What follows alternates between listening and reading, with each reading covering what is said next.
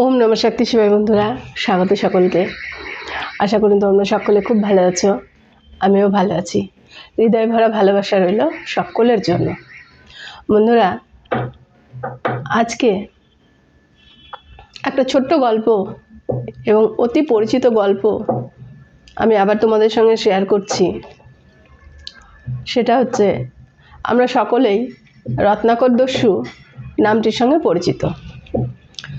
রত্নাকর দস্যু ছিলেন ভয়ানক এক দস্যু।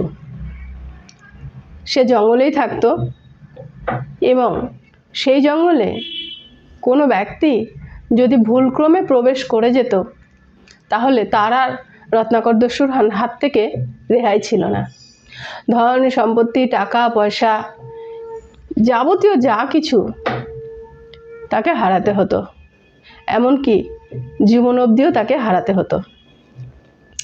এইরকমই চলতে চলতে একদিন নারদ মুনির সঙ্গে তার সাক্ষাৎকার হয়। তিনি নারদ মুনিকেও হত্যা করতে উদ্যত হন। তখন নারদ মুনি তাকে বলেন, তুমি এই যে পাপ করে চলেছ,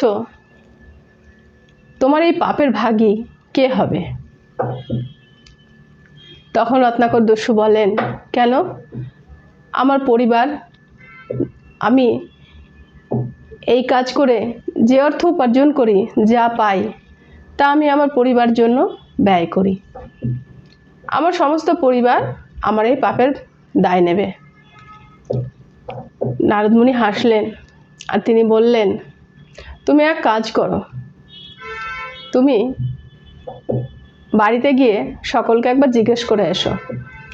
রত্নাকর দস্যু বললেন, তুমি খুব চতুর, তাই না?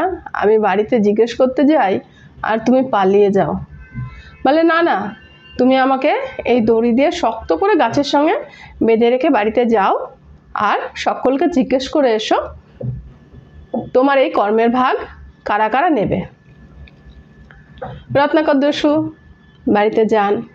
যাওয়ার পরে প্রথমে তার মাকে জিজ্ঞেস করেন, তার স্ত্রীকে জিজ্ঞেস করেন, তার সন্তানদের জিজ্ঞেস করেন যে তিনি যে কর্ম করে তাদের ভরণ পোষণ করছেন, সেই কর্মের দায়ভার তারা কে কে নেবে।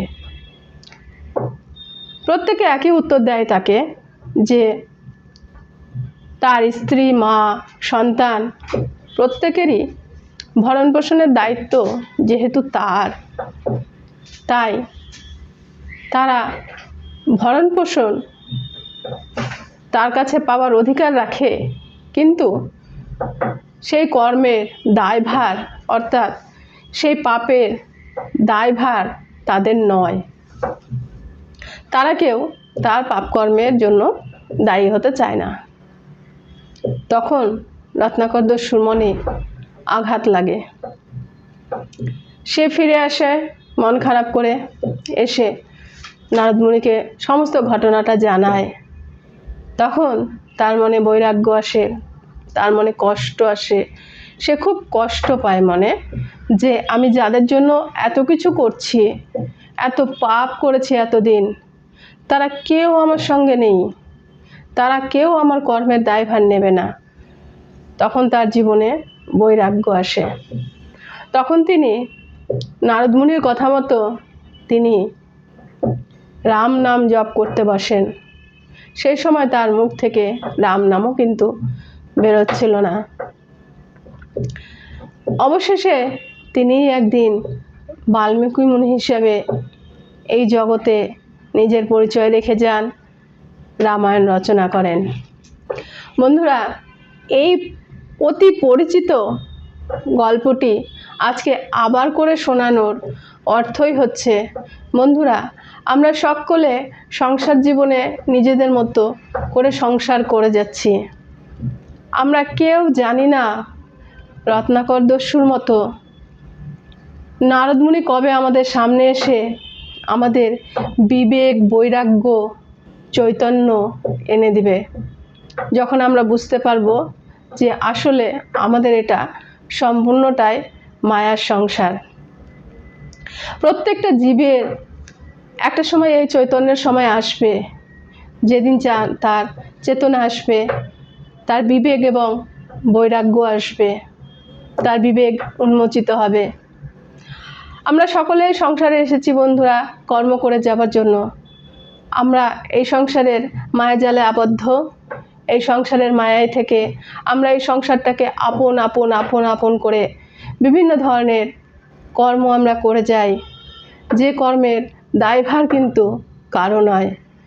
বন্ধুরা, এই জগতে আমরা যা কিছুই কর্ম করি না কেন, ভালো বা খারাপ, সেই কর্ম কিন্তু আমাদের সঙ্গেই যায়।